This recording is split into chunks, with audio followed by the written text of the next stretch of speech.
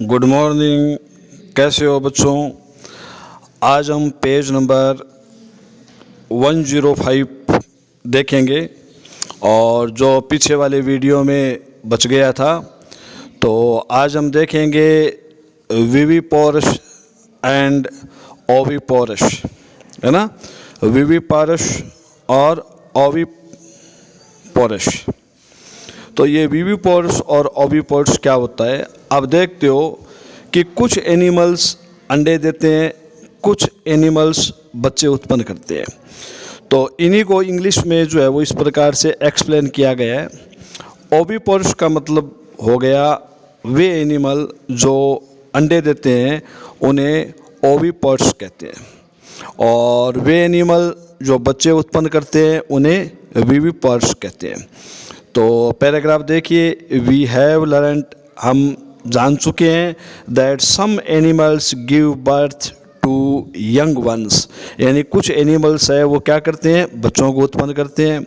While some animals lay eggs, और कुछ animals eggs देते हैं। विच लेटर डेवलप, और जो बाद में डेवलप हो जाते हैं इनटू यंग वंस, यानी बच्चों में। The animals which give birth to young ones are called viviparous. ठीक है, तो यहाँ पे आपको जो डेफिनेशन समझ में आ गई होगी। और एक क्वेश्चन भी लिख लीजिए, what is viviparous, give some examples, है ना। What is the viviparous, give some examples. तो एग्जाम्पल्स आपको पता ही है, एग्जाम्पल्स आप जानते हो, है ना, जानते हो ना कि कौन कौन से एनिमल्स है जो बच्चे उत्पन्न करते हैं। तो उसमें काऊ है, डॉग है, कैट है और ह्यूमन बीइंग है, ये सब उसमें लिख सकते हो। फिर उसके बाद में लिखा है those animals which lay eggs are called oviparous animals, यानी वे एनिमल्स जो अंडे देते हैं उन्हें ओविपोर्स कहते हैं। ठीक है ना। तो अंडे देने वाले कौन कौन से हैं उनके आप कुछ एग्जाम्पल्स लिख सकते हो, जैसे बर्ड्स है, हेन है, ये सब। तो क्वेश्चन लिख लीजिए, what is the oviparous, give some example. तो ओविपार्ट्स का एग्जाम्पल कौन कौन से हो गए, बर्ड्स लिख सकते हो और हैन लिख सकते हो, यानी वे एनिमल जो अंडे देते हैं। आगे देखिए, आगे इसके नीचे जो एक्टिविटी दी हुई है वो एक्टिविटी आप पढ़ लीजिए। वैसे एक्टिविटी अपन यहाँ पे सॉल्व नहीं करेंगे, तो अब हम जो है वो नीचे वाला जो पैराग्राफ है उसको देखेंगे। ठीक है। हाँ देखिए बच्चों, यहाँ पे बताया है the acts of a few animals are easy to observe, है ना। यानी कुछ जो एनिमल्स है उनके लिए अंडों का ऑब्जर्व करना क्या आसान होता है, बिकॉज देयर मदर्स ले दैम आउटसाइड देयर बॉडी, क्योंकि वो अपनी जो है बॉडी के बाहर जो है वो अंडे देते हैं। These are examples of oviparous, ये जो है वो ओविपार्ट्स के एग्जाम्पल है। But you would not be able to collect, है ना, लेकिन आप लोग जो है कलेक्ट नहीं कर सकते eggs of dog, cow, cat, है ना, इनके अपन अंडे कलेक्ट नहीं कर सकते। क्यों नहीं कर सकते? This is because they do not lay eggs, क्योंकि वो जो है वो अंडे नहीं देते हैं। The mother gives birth to the young ones, यानी जो है वो उनकी माँ जो है वो बच्चों को जन्म देती है। दीज आर एग्जाम्पल्स ऑफ विविपोर्स, ये जो है वो विविपोर्स के एग्जाम्पल्स है। फिर आगे बताया, can you now give some more examples of viviparous and oviparous, है ना। आप जो है वो अंडे देने वाले और बच्चे देने वाले अदर जो एनिमल्स है उनके भी आप जो है वो नेम वगैरह लिख सकते हो। चलो पेज पढ़ लीजिए। चलो अब हम पेज नंबर 106 को देखेंगे। यहाँ पे पैराग्राफ देखिए, यंग वंस टू एडल्ट्स, यानी जो यंग वंस है, जो बच्चे हैं, वो एडल्ट्स में कैसे कन्वर्ट होते हैं ये इस पैराग्राफ में अपन समझेंगे। तो यहाँ पे बताया गया है the new individuals which are born और hatched from the egg continue to grow till they become adults, यानी बच्चे जो है वो तब तक बढ़ते हैं जब तक वो वयस्क नहीं हो जाए, एडल्ट नहीं हो जाए, है ना।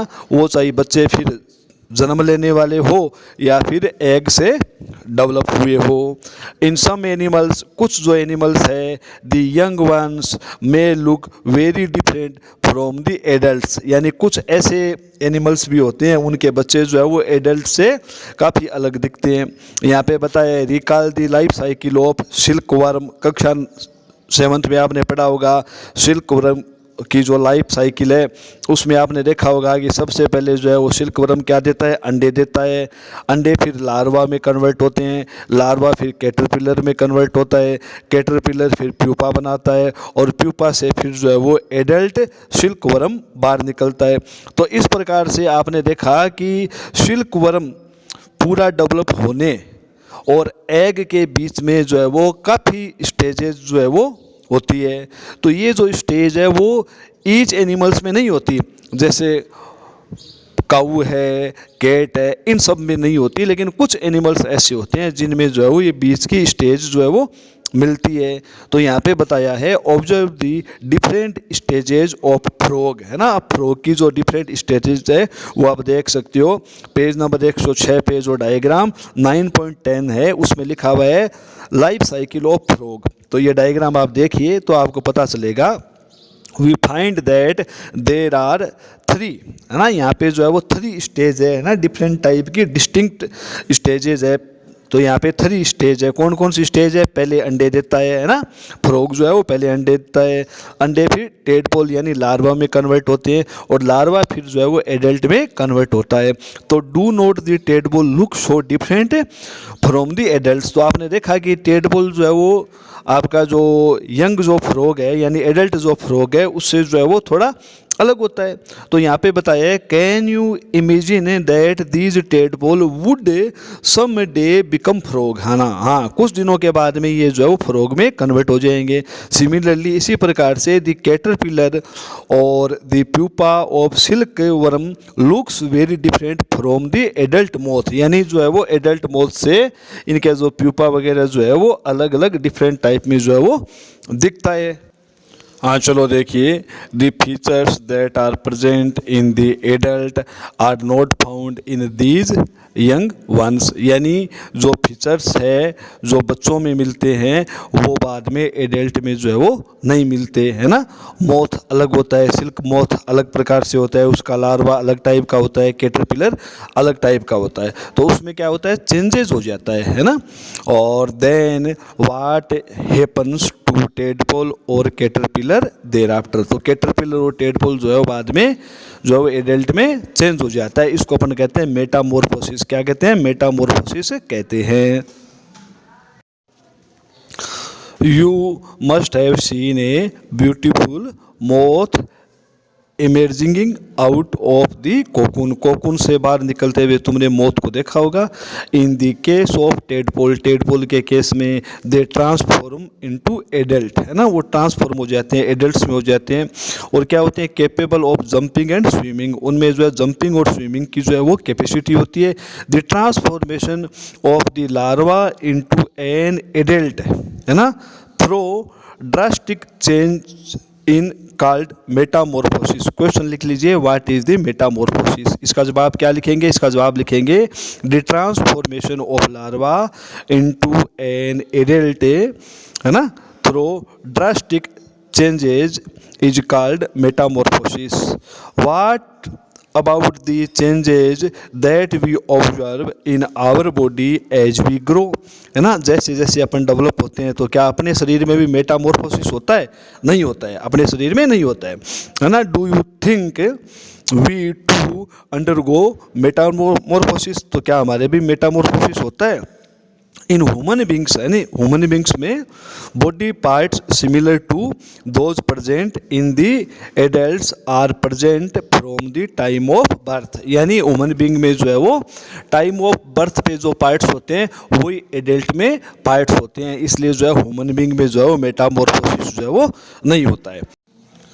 अब हम लोग पढ़ेंगे एसेक्सुअल रिप्रोडक्शन। अभी तक अपने जो है वो सेक्सुअल रिप्रोडक्शन पढ़ा, यानी ऐसा रिप्रोडक्शन जिसमें दो ऑर्गेनिज्म पार्टिसिपेट करते हैं उसे अपन कहते हैं सेक्सुअल रिप्रोडक्शन। अब आप पढ़ेंगे asexual reproduction.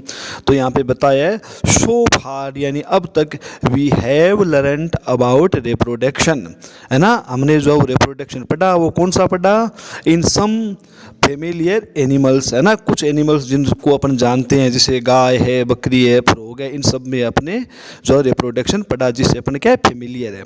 But what about very small animals like hydra and microscopic organism like amoeba, है ना। अमीबा है, हाइड्रा है, उनमें रिप्रोडक्शन जो है वो कैसे होता है उसके बारे में अपन पढ़ेंगे। तो डू यू नो, क्या आप जानते हैं, हाउ दे रिप्रोड्यूस, यानी वे रिप्रोड्यूस कैसे करते हैं। लेट अस फाइंड आउट, आओ हम उन्हें जाने। देखें तो जो माइक्रोस्कोपिक जो ऑर्गेनिज्म होते हैं उनमें एसेक्सुअल रिप्रोडक्शन होता है ना। उसका एग्जाम्पल है हाइड्रा और अमीबा। अब आप पेज नंबर जो है 107 पे आ जाइए। तो यहाँ पे बताया हुआ है इन ईच हाइड्रा, यानी हर हाइड्रा में, हाँ, तो यहाँ पे जो है वो बल्जेज होते हैं। बल्जेज का मतलब उभार। और these bulges are the developing new individuals and they are called buds. उन्हें अपन क्या कहते हैं, बड्स कहते हैं, है ना। बड्स का मतलब हो गया छोटे छोटे टहनियाँ, छोटे छोटे टुकड़े जिनसे जो है वो न्यू हाइड्रा जो है वो डेवलप होता है। Recall the presence of birds in east, है ना। ईस्ट के अंदर भी जो है वो क्या होता है, बडिंग जो है वो होती है। In hydra too the new individuals develop a, तो यहाँ पे बताया है outgrowth were a single parent. यहाँ पे जो है वो रिप्रोडक्शन में सिंगल पेरेंट जो है वो क्या करता है, पार्टिसिपेट करता है। दिस टाइप ऑफ रिप्रोडक्शन है in which only a single parent is involve, है ना, जिसमें सिंगल पेरेंट जो है वो इन्वॉल्व होता है, is called a sexual reproduction.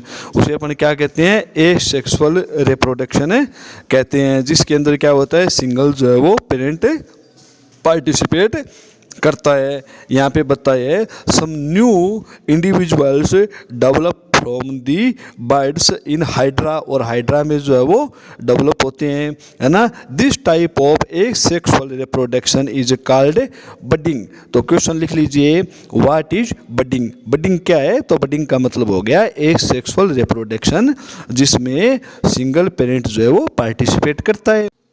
यहाँ पे आप अमीबा में जो है वो एक सेक्सुअल रिप्रोडक्शन देख रहे हो। तो ए सेक्सुअल रिप्रोडक्शन जो है वो अमीबा में डायग्राम दिया हुआ है 9.12।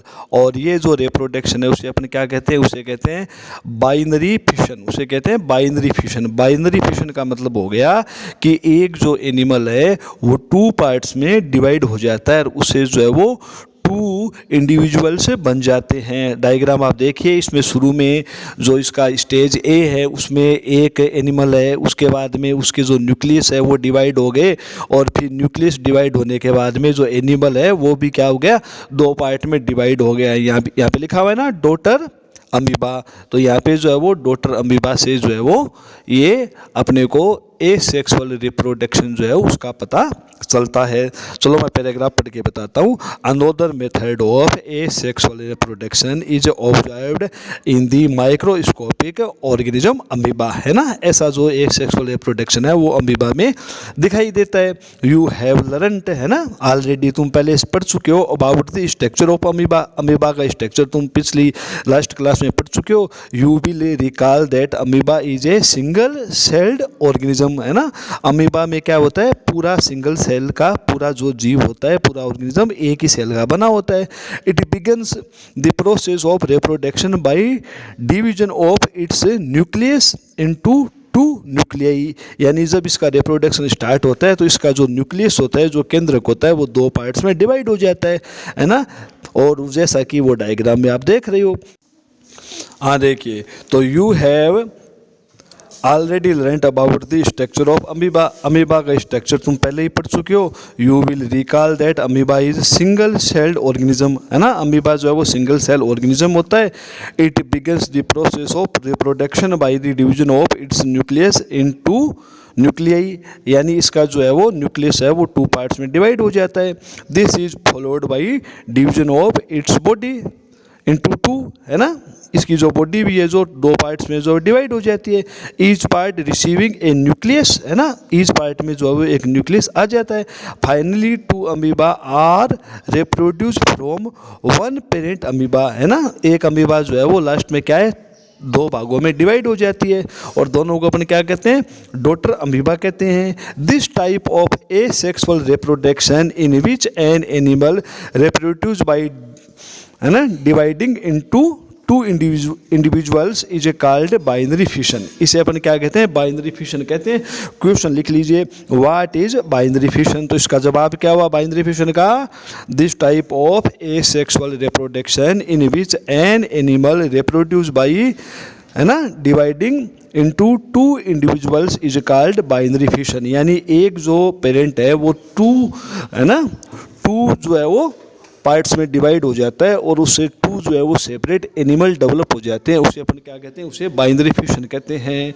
ठीक है, इस लेसन के सारे क्वेश्चन आंसर ये वीडियो आपके देखते ही मैं आपको जो है व्हाट्सएप ग्रुप में सेंड कर दूँगा।